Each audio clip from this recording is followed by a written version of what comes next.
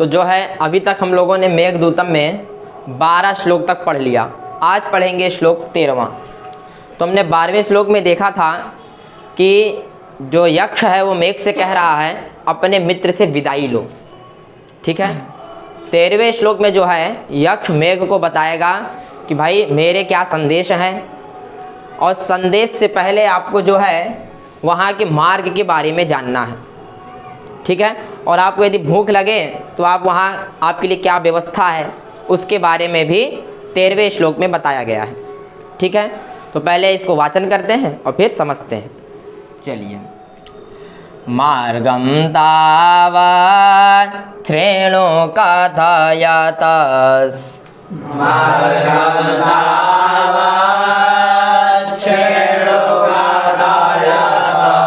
त्वत्प्रयाणानुरूपम्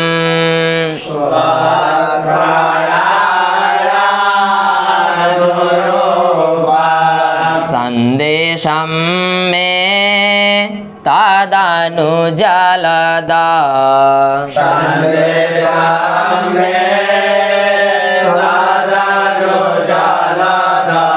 श्रोष्यसि श्रोत्रपेयम्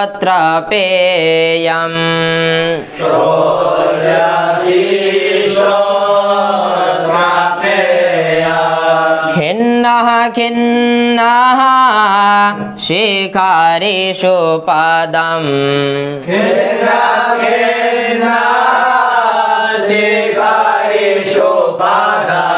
न्यस्य गन्तासि यत्र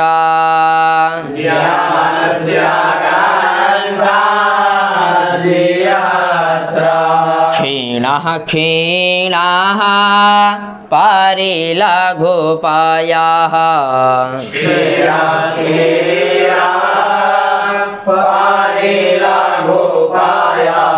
श्रोतासां चोपभुज्य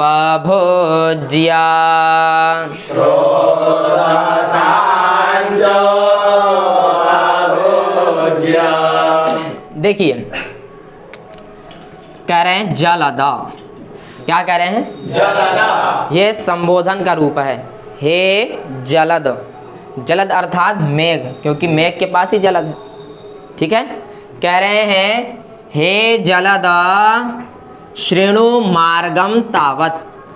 क्या कह रहे हैं? हे जलद श्रेणु मार्गम तावत। देखिए तावत का अर्थ है पहले। तावत मतलब पहले। पहले कह रहे हैं हे मेघ पहले मार्गम अर्थात मार्ग, रास्ता। ठीक है। क्या कह रहे हैं? हे मेघ पहले मार्गम मतलब मार्ग, श्रेणु मतलब सुनो। ठीक है। पहले मार्ग के बारे में सुनो। ठीक है ना। श्रेणु मतलब सुनो, तावत मतलब पहले, और मार्गम मतलब रास्ता।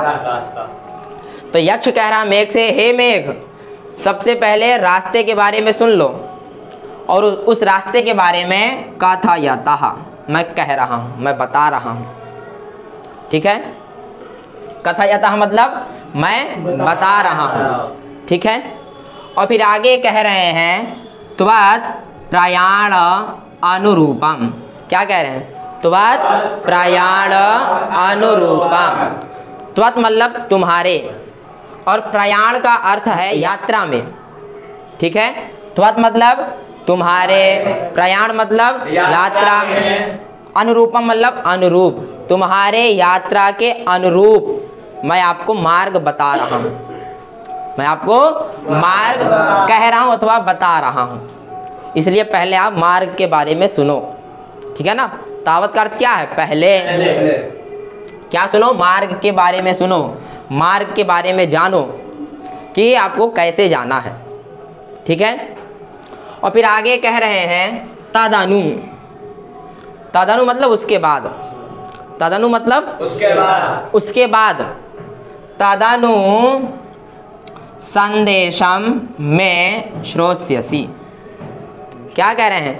तदनु संदेशम में श्रोष्यसि। ये जो में है यह षष्ठ्यंत रूप है। ठीक है ना।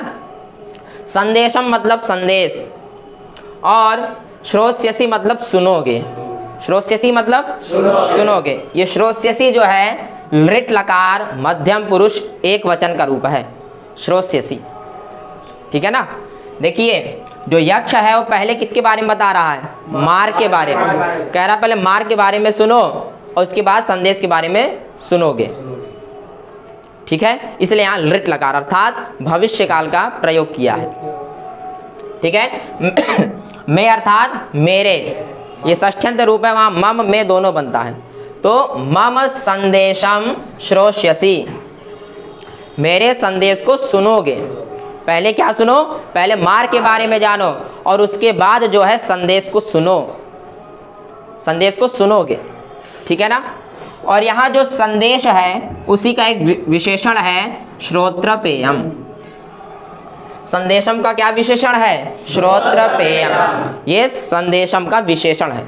श्रोत्र का अर्थ होता है कान और पेयम का अर्थ पीने योग्य ऐसा नहीं है। भाई संदेश कभी कानों के द्वारा पिया जाएगा है? तो इसीलिए पेयम का अर्थ समझिए सुंदर, कानों को सुंदर लगने वाले ऐसे संदेश को पहले, ठीक है ना। श्रोत्र पेयम मतलब कानों को सुंदर लगने वाले ऐसे संदेश को सुनोगे, ऐसे संदेश को सुनोगे जो कानों को सुंदर लगे। कौन? जलद, हे जलद मेघ। ठीक है ना। तो पहले लाइन में बोला कि भाई पहले आप मार्ग के बारे में जान लो, पहले मार्ग के बारे में जान लो, तावत उसके बाद मेरे संदेश के बारे में जानना, अर्थात जानोगे। ठीक है। तो वही कह रहे हैं, हे मेघ मम श्रोत्रपेयम संदेशम श्रोष्यसि। क्या कह रहे हैं? हे मेघ मम अर्थात मैं श्रोत्रपेयम संदेशम श्रोष्यसि। ठीक है, मेरे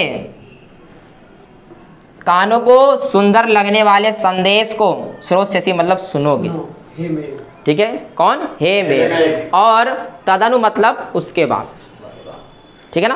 पहले कहने का अर्थ है पहले मार्ग के बारे में जानो और उसके बाद में संदेश के बारे में जानो। ठीक है। तो पहले दूसरी लाइन समझ में आ गई। ठीक है। अब देखिए तीसरी लाइन में जो है वो मार्ग के बारे में बता रहा है। क्या बता रहा है? मार्ग के बारे में। क्या कह रहा है? खिन्नाः खिन्नाः शिखरेषु पादं न्यस्य गन्तासि। गन्तासि मतलब जाओगे, अथवा यत्र का अर्थ है जहां। यत्र मतलब जहां, गन्तासि मतलब जाओगे। ये जो गन्तासि है ये लुट लकार का रूप है। लुट लकार मध्यम पुरुष एक वचन, गंता गंतारऊ गंतारः गंतासि।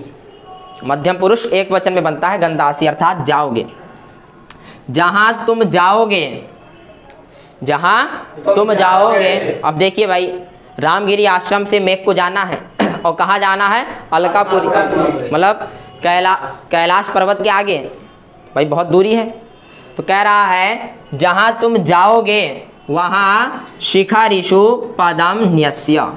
शिखरिषु मतलब पर्वतों पर। शिखरिषु मतलब पर्वतों पर। पदम का अर्थ है पैर और न्यस्य मतलब रख कर। न्यस्य मतलब रख कर। पर्वतों पर पैर रख कर। कब रख कर भाई? कह रहे हैं जब खिन्ना खिन्ना हो जाओगे। क्या हो जाओगे? खिन्ना खिन्ना हो जाओगे, तब आप जो है पर्वतों पर पैर रखकर। ठीक है। कब पर्वतों पर पैर रखिएगा? जब आप खिन्न हो जाओगे, जब थक जाओगे।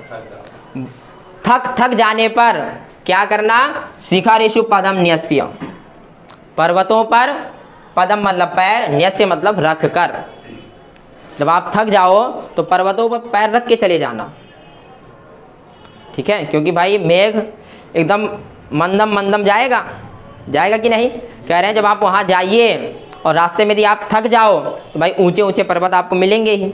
तो उन ऊंचे पर्वतों पर पैर को रख कर, आप पैर को रख कर आराम से जाइएगा। कब? जब आप थक जाओ। जब आप थक जाओ तो पर्वतों पर पैर रख कर जाइएगा, ठीक है। और फिर कह रहे हैं क्षीणः क्षीणः परिलघुपयः श्रोतसाम चोपभुज्य। उपभुज्य मतलब है पीकर, उपभुज्य मतलब पीकर। किसको पीकर? कह रहे हैं पयः, जल को पीकर, है ना, जल पीकर। कहाँ पीकर? कह रहे हैं श्रोतसाम। क्या कह रहे हैं? श्रोतसाम, ठीक है। कहाँ का जल पिएंगे? कह रहे हैं श्रोतसाम, नदियों का जल पीकर, ठीक है ना। भाई पहाड़ है तो सीधी सी बात वहाँ नदियाँ होंगी, होंगी कि नहीं? तो कह रहे हैं भाई यहाँ जल पी लेना। कब पी लेना? जब आप क्षीण क्षीण हो जाओ, जब आपको बहुत भूख लग जाए, बार बार भूख लगे, क्षीण मतलब भूख लग जाए, तब आप क्या करिएगा? पयः उपभुज्य, जल को पी लेना। किसको पी लेना? जल पी लेना, क्योंकि मेघ जो है जल ही पी सकता है कि नहीं? तो वही कह रहे हैं जब तुम क्षीण क्षीण हो जाओ, अर्थात जब तुम्हें बार बार भूख लगे, तब क्या करिएगा? कह रहे हैं पयः उपभुज्य, भाई आप जल को पी लेना, ठीक है। और जल कहाँ है? कह रहे हैं श्रोतसाम, जो पर्वतों पर जल है, नदियों का जो जल बह रहा है, उस जल को पी लेना। कह रहे भैया कैसा जल है वो? कह रहे परिलघु जल है। कैसा जल है? परिलघु, एकदम हल्का जल। देखिए कई बार पानी एकदम भारी हो जाता है, हमने पानी पिया और बुखार आ गया, स्वास्थ्य खराब हो जाता है, तो कहते हैं पानी सूट नहीं कर रहा, कहते हैं कि नहीं? भाई तुमको वहाँ जो है पानी सूट नहीं कर रहा है, इसलिए यक्ष मेघ को बता रहा है जल पीना, लेकिन कैसे जल को पीकर? करें परिलघु, एकदम हल्के जल को पीना। और जो पर्वतों का जल होता है ना, एकदम हल्का ही होता है। हाँ, उसको पीने से आपको कोई ये नहीं कहेगा कि पानी नहीं लग रहा है, उसको पियोगे तो पानी लगेगा ही, ठीक है। तो वही कह रहे हैं कि परिलघु जल पीना। कब पीना? जब क्षीणा क्षीणा हो जाना, तब जब आपको भूख बार बार भूख लगे, तब आप पयः उपभुज्य, जल को पीकर। कहाँ के जल को पीकर? श्रोतसाम, नदियों का जल पीकर। और पर्वतों में नदी तो होता ही है। अरे भाई कहीं हो या ना हो, अगर मान लो नदी ना भी हो तो कैलाश पर्वत पे वैसे बर्फ पड़ा रहता है, हाँ वही पी लेना। लेकिन ऐसे जल की बात नहीं है। कैसे जल को पीना? परिलघु जल। कैलाश पर्वत वाला बर्फ मत खा लेना, वो परिलघु नहीं, नुकसान दे सकता है। भाई थकते हुए जाओगे और ठंडा ठंडा बर्फ खा लोगे तो हालत खराब हो जाएगी, बुखार आ जाएगा, तो ये कहेंगे जल नहीं लग रहा है। इसलिए परिलघु जल पिएगा, एकदम हल्का जल जो झरनों से गिर रहा हो, ऐसे जल को आप पीजिएगा, ठीक है। तो पहली, दूसरी, तीसरी, चौथी लाइन आपके समझ में आ गई। एक बार और देख लीजिए। देखिए कह रहे जलद हे मेघ मार्गम तावत शृणु, पहले मार्ग को सुनो। तावत मतलब पहले, मार्गम मतलब मार्ग को, शृणु मतलब सुनो, पहले मार्ग के बारे में जानो, ऐसा भी कह सकते हैं, अथवा मार्ग को पहले सुन लो कि आपको कैसे जाना है, ठीक है। तो उस मार्ग के बारे में कथयतः, मैं कह रहा हूँ, तुमको बता रहा हूँ, ठीक है। कह रहे त्वत् प्रयाण अनुरूपम, तो मतलब तुम्हारे, प्रयाण मतलब यात्रा के अनुरूप, तुम्हारे यात्रा के अनुरूप मार्ग को मैं बता रहा हूँ, ठीक है। इसलिए पहले क्या करिए? पहले मार्ग के बारे में जानिए, ठीक है। और फिर कह रहे हैं तदनु, उसके बाद, मैं संदेशम श्रोष्यसि, उसके बाद तुम मेरे संदेश को सुनोगे। उसके बाद जो है तुम मेरे संदेश को सुनोगे। और संदेशम का एक विशेषण है श्रोत्रपेयम, ऐसा संदेश सुनोगे जो कानों को अच्छा लगे, प्रिय हो, सुंदर हो, ऐसे संदेश को सुनोगे, ठीक है। अब फिर तीसरे लाइन में बता रहे हैं मार्ग के बारे में। यत्र गंतासी, जहां जाओगे, ठीक है, वहां शिखरिषु पदम न्यस्य, वहां क्या करना? शिखरिषु पदम न्यस्य, पर्वतों पर, पदम मतलब पैर, न्यस्य मतलब रख कर, ठीक है, पर्वतों पर पैर रख कर। कब रख कर? जब आप खिन्ना हो जाओ, जब आप एकदम थक जाओ, ठीक है, तब आप पैरों पर, पर्वतों पर पैर रखकर जाइए अथवा विश्राम करिए। फिर उसके बाद क्षीणः क्षीणः परिलघुपयः श्रोतसाम चोपभुज्य।